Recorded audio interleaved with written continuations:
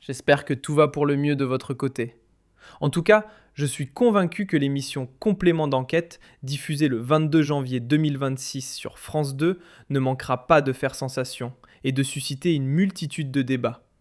Ce reportage va sans aucun doute bouleverser les relations entre l'Algérie et la France, car il marque un tournant, un signal fort qui, à mon avis, entraînera une rupture nette, à la fois politique et diplomatique, entre le gouvernement algérien de Tebboune et la France. Vous allez probablement rétorquer « Mais enfin Abdou, on est déjà dans une logique de rupture, non ?» Eh bien, détrompez-vous, ce n'est pas encore une rupture totale. Actuellement, nous sommes dans une impasse. Il y a bien des échanges informels et des efforts de rapprochement. Mais cela ne veut pas dire qu'il s'agit d'une rupture définitive. Le documentaire diffusé par France 2 a secoué le régime de Tebboune. Il délivre un message « J'espère que tout va pour le mieux de votre côté ». En tout cas, je suis convaincu que l'émission Complément d'enquête, diffusée le 22 janvier 2026 sur France 2, ne manquera pas de faire sensation et de susciter une multitude de débats. Ce reportage va sans aucun doute bouleverser les relations entre l'Algérie et la France, car il marque un tournant, un signal fort qui, à mon avis, entraînera une rupture nette, à la fois politique et diplomatique, entre le gouvernement algérien de Tebboune et la France. Vous allez probablement rétorquer « Mais enfin Abdou, on est déjà dans une logique de rupture, non ?» Eh bien, détrompez-vous, ce n'est pas encore une rupture totale. Actuellement, nous sommes dans une impasse. Il y a bien des échanges informels et des efforts de rapprochement. Mais cela ne veut pas dire qu'il s'agit d'une rupture définitive. Le documentaire diffusé par France 2 a secoué le régime de Tebboune. Il délivre un message sans ambiguïté. La France et ses institutions n'en peuvent plus de ce gouvernement. Il n'y a plus de place pour la réconciliation, du moins pas de façon significative. Travailler ensemble, échanger, coopérer, ces options semblent aujourd'hui extrêmement restreintes. Et ce n'est pas de la faute des autorités françaises, puisque, avant même la diffusion de compléments d'enquête, la réaction de la PS, la réaction violente, déchaînée de la PS, honteuse de la PS, une agence de presse étatique financée par de l'argent public et qui est la voix officielle de l'État algérien sur la scène internationale. La réaction de la PS a dévoilé, elle a révélé ce qu'il y a dans le subconscient des dirigeants algériens. Parmi les dirigeants du régime Tebboune, il n'y a pas de volonté de se réconcilier avec la France. Et cela, l'establishment français l'a compris. Tebboune ne veut pas se réconcilier avec la France. Cela ne l'intéresse plus. Au contraire, il veut utiliser la France et le conflit diplomatique et politique avec la France pour des raisons de politique interne. Parce que le conflit avec le Maroc ne lui suffit plus.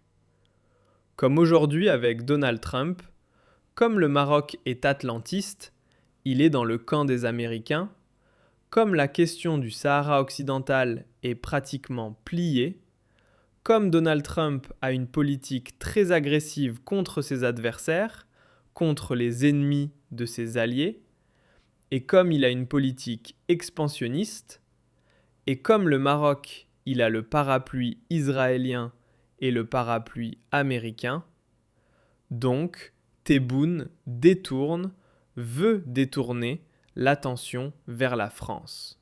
Et cela, on en parlera dans une autre émission, pour bien expliquer que je l'ai dit à tous mes interlocuteurs français et algériens, cela ne l'intéresse pas, la réconciliation. Il a vu, il a compris qu'il a perdu la France. Tebboune le sait qu'il a perdu la France. Emmanuel Macron ne sera plus président qu'à partir de 2027. Il reste une année, ou bien la réconciliation, il va faire quoi ? La France ne va lui ramener aucune valeur ajoutée, aucune plus-value. Elle ne peut pas l'inviter. Il ne peut pas venir à Paris. Macron va partir. Celui qui va venir après Macron risque d'être encore plus hostile, plus agressif contre l'Algérie. Il essaie, la seule, aujourd'hui, le seul combat que va mener le régime algérien, c'est d'essayer de trouver ou d'aider, pas de placer, parce que l'Algérie ne peut pas placer un président d'enfance, mais d'aider quelqu'un de favorable à ses intérêts ou aux intérêts du régime algérien, d'arriver au plus haut sommet de l'État annoncé. C'est la seule préoccupation actuelle. C'est très bien. C'est pour ça qu'il n'y a pas encore d'ambassadeur. Il n'y a pas, il ne veut pas libérer encore Christophe Glaise. Il continue de pratiquer une politique très agressive. La preuve, normalement, en toute logique, la PS aurait dû réagir contre complément d'enquête après sa diffusion. Tu regardes ce reportage, ce documentaire, tu notes ce qu'il y a de plus, on dit, calomnieux, injurieux, ce qu'il y a de ce qu'il a dit d'agressif contre les intérêts de l'Algérie, de ses contres ou la réputation de l'Algérie, de ses institutions. Et après, tu réagis. Après, tu commandes. Mais la PS, avant même la diffusion de compléments d'enquête, elle a pendu une dépêche violente, francophobe, insultante, diffamatoire.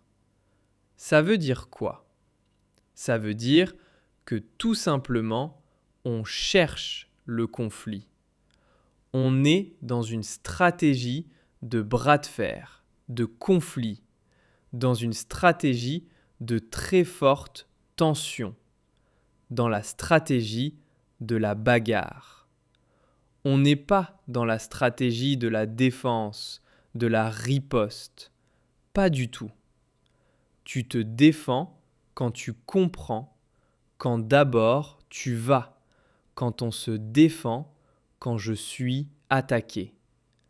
Mais France 2 n'a même pas encore diffusé. Le 22 janvier, elle n'a même pas encore diffusé son documentaire de complément d'enquête et la PS attaque. En plus, complément d'enquête, il a tout simplement humilié, ridiculisé la PS. Pourquoi ? Parce que l'argumentaire de la dépêche de la PS est basé sur 2 points. La présence des MLTZ et la présence dans l'enquête de Xavier Ancourt. Sauf que Xavier Ancourt n'a même pas fait d'apparition. Il n'a pas fait d'apparition dans l'enquête de complément d'enquête. Il a été mis à l'écart. Donc, ce que disait la PS est tout simplement fou et tout simplement ridicule. C'est vrai que Xavier Ancourt apparaissait dans le teaser. Complément d'enquête, ils ont piégé les autorités algériennes. Complément d'enquête, ils ont été très intelligents. Ils ont mis Xavier Ancourt dans le teaser parce qu'ils savent que Xavier Ancourt est la bête noire de Tebboune. Dès qu'il voit Ancourt, il a le nerf qui monte au plafond. Il devient fou de colère. Une colère noire s'empare de lui. Il perd toutes ses forces mentales. Il est allergique à Xavier Ancourt.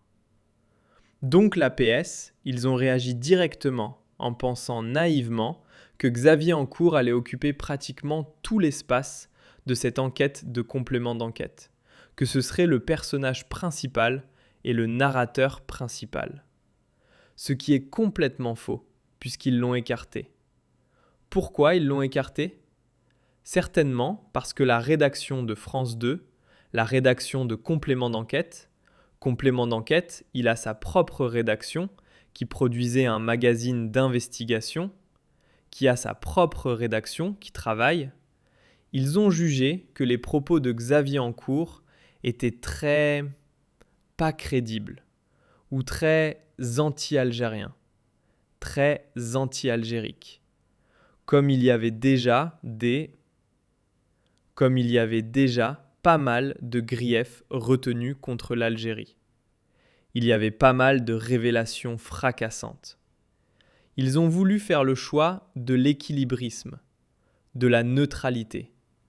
C'est-à-dire, voilà, on donne la parole à tout le monde. Si on rajoute ou si on inclut Xavier Ancourt, les critiques de l'Algérie ou les détracteurs de l'Algérie seraient plus nombreux, donc auraient plus de temps de parole, que les partisans de l'Algérie. Donc au moins, par souci d'équilibre, parce qu'ils sont des professionnels, ce n'est pas comme la PS, ils ne sont pas dans l'insulte, il y avait déjà l'ambassadeur de France, Stéphane Romatet, qui n'est plus en Algérie depuis avril 2025, mais qui est toujours ambassadeur de France, il a toujours gardé son titre, c'est lui qui a parlé. Donc ce n'était pas nécessaire de donner la parole à un ancien ambassadeur, alors que l'ambassadeur de France actuel a parlé longuement dans cette enquête. Donc ils ont fait un choix éditorial. Ce n'est pas un choix politique.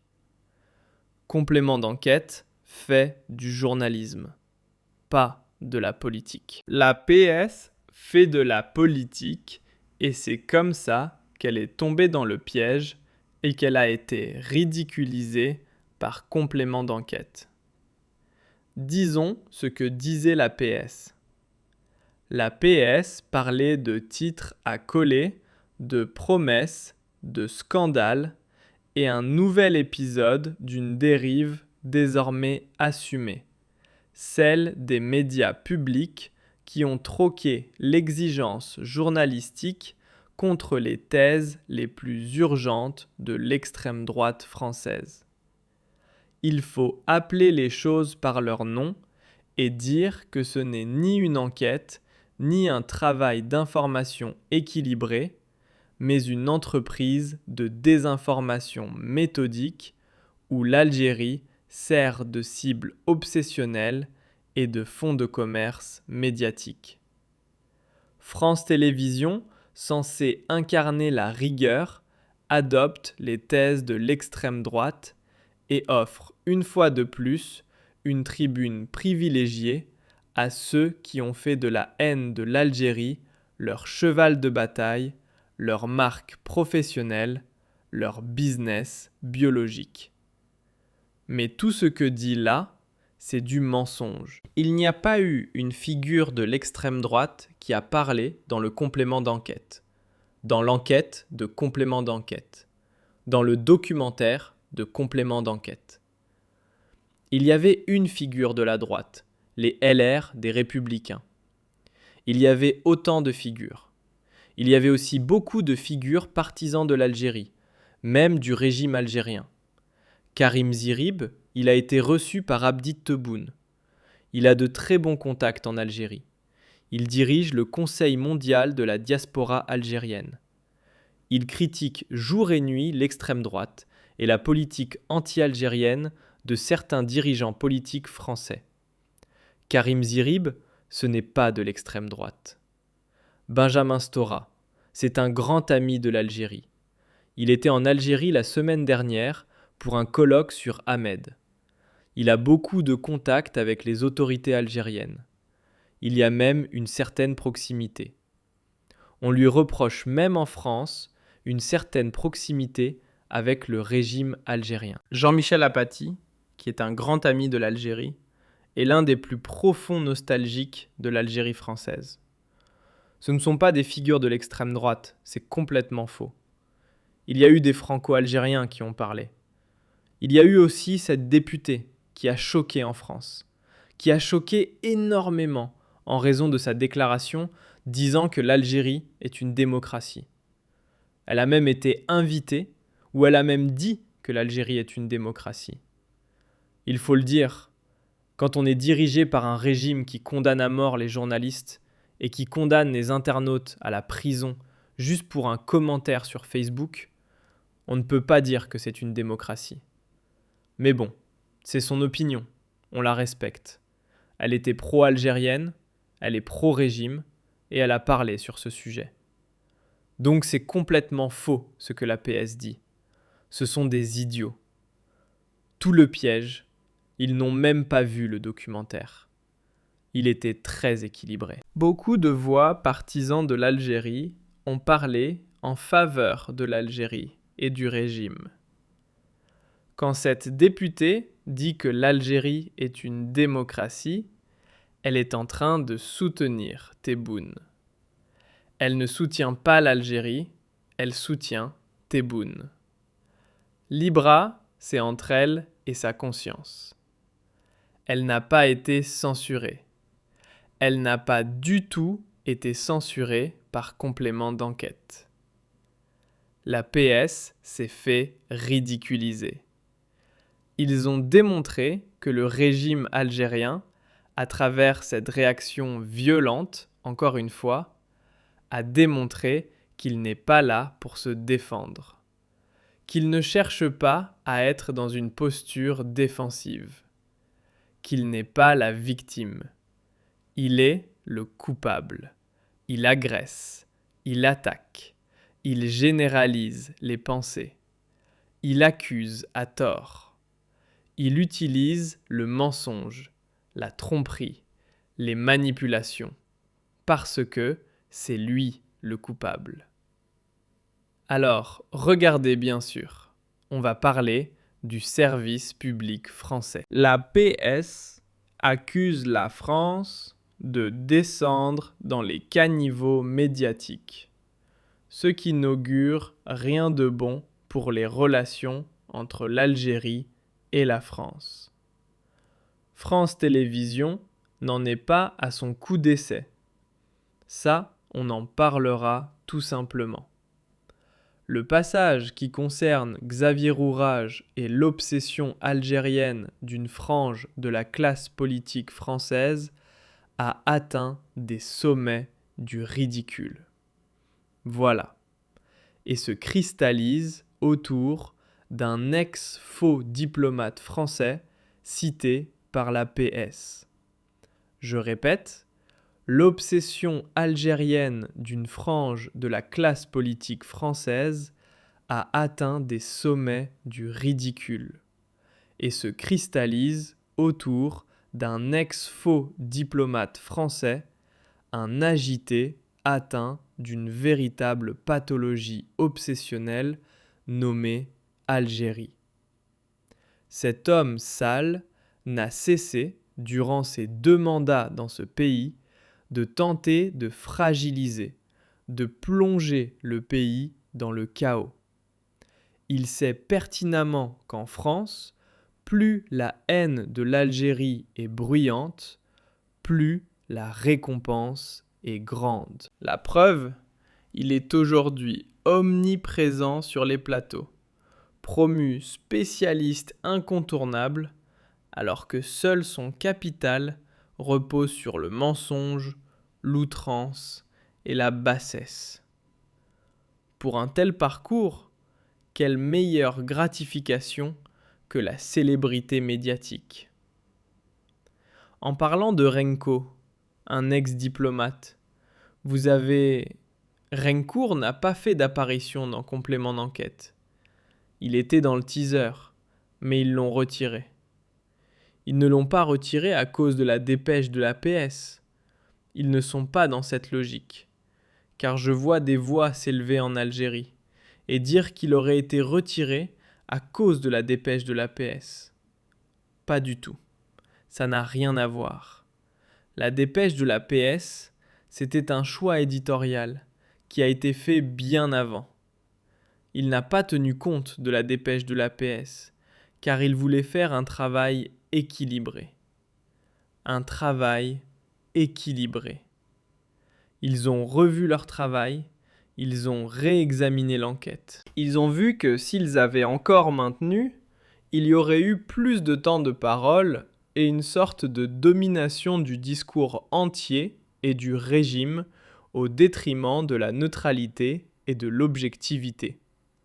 Donc, ils ont laissé d'autres voix qui étaient là, parce que ça fait la MDZ, notamment le personnage principal DZ, et d'autres journalistes, avec Frédéric Bobin, qui était très neutre, qui a bien résumé l'histoire des problèmes entre l'Algérie et la France. Grand journaliste du Monde, et c'était parfait. C'était très équilibré, c'était absolument très équilibré. Donc, la PS, ils se sont fait avoir comme des idiots. Ils ont agi encore une fois avec une méchanceté maladive, avec une forme de haine animée par la détestation de l'autre, par la rage. Ils sont enragés. Ils ne réfléchissent pas à ces gens-là. Et bien sûr, ce n'est pas la PS qui l'a écrit. Moulet, ce n'est pas la direction de la PS qui a pondu cette dépêche.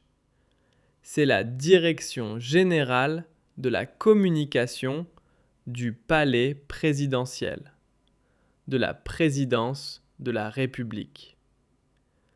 Ils sont partis voir Tebboune, ils lui ont dit « Écoutez, voilà, Monsieur le Président, France Télévisions va publier une enquête contre vous, contre l'Algérie. Bien sûr, toute critique contre lui, c'est une critique contre l'Algérie. Il y aura en cours... Ah, tu lui dis, je te dis, c'est simple. Dès que tu lui dis en cours, il devient fou de rage. Il saute, il commence à trembler, il commence à s'agiter. Il devient hystérique. Dès qu'il entend en cours, il ne le supporte pas. Il est allergique à ce terme. Donc, on lui a dit en cours, et lui, il leur a dit attaquez-les, etc. Ils ont préparé le texte, ils lui ont fait lire le texte, il l'a approuvé, il l'a envoyé à la PS. Voilà comment ça s'est passé. C'est Tebboune qui a approuvé ce texte-là.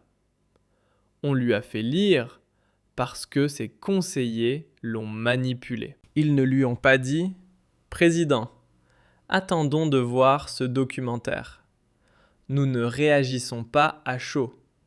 Nous ne nous précipitons pas. Ne faisons pas de réaction hâtive. On va voir ce qui a été dit. Il y aura peut-être d'autres personnages. Il fallait calibrer la réponse. » Bien sûr, l'APS, l'État algérien, le régime Tebboune ont le droit de répondre à ce complément d'enquête. Je dirais même qu'ils en ont le devoir, d'autant plus qu'ils ont été mis gravement en accusation dans des affaires d'agression, de kidnapping, d'enlèvement, de séquestration, de violence infligées à l'autre, notamment aux opposants algériens. Bien sûr, ils doivent répondre, ils doivent faire des explications, mais pas de cette manière. Pas de cette manière. Elle était ridicule. Complément d'enquête a piégé le régime algérien. Ils ont montré le courroux parce qu'ils savaient que Tebboune allait s'énerver, ce qui attirerait leur attention. C'était pour dire aux autorités algériennes « Regardez, le 22 janvier, il y aura une belle enquête contre vous, sur vous, l'Algérie contre les dirigeants. » Et le buzz a été assuré. L'effet attendu a été obtenu. Les dirigeants se sont braqués. Complément d'enquête a été massivement regardé. Encore une fois, le régime algérien est agressif, violent, irréfléchi, irrationnel, et ne garde pas son sang-froid. Et ça, c'est l'attitude d'un coupable, pas d'une victime. Une victime, c'est quand je suis attaqué, je n'ai rien fait. Ce n'est pas moi qui ai provoqué le conflit. Je n'ai commis aucun tort. Je n'ai rien à me reprocher. Pourquoi agir avec autant de violence ? Pourquoi être aussi épidermique ?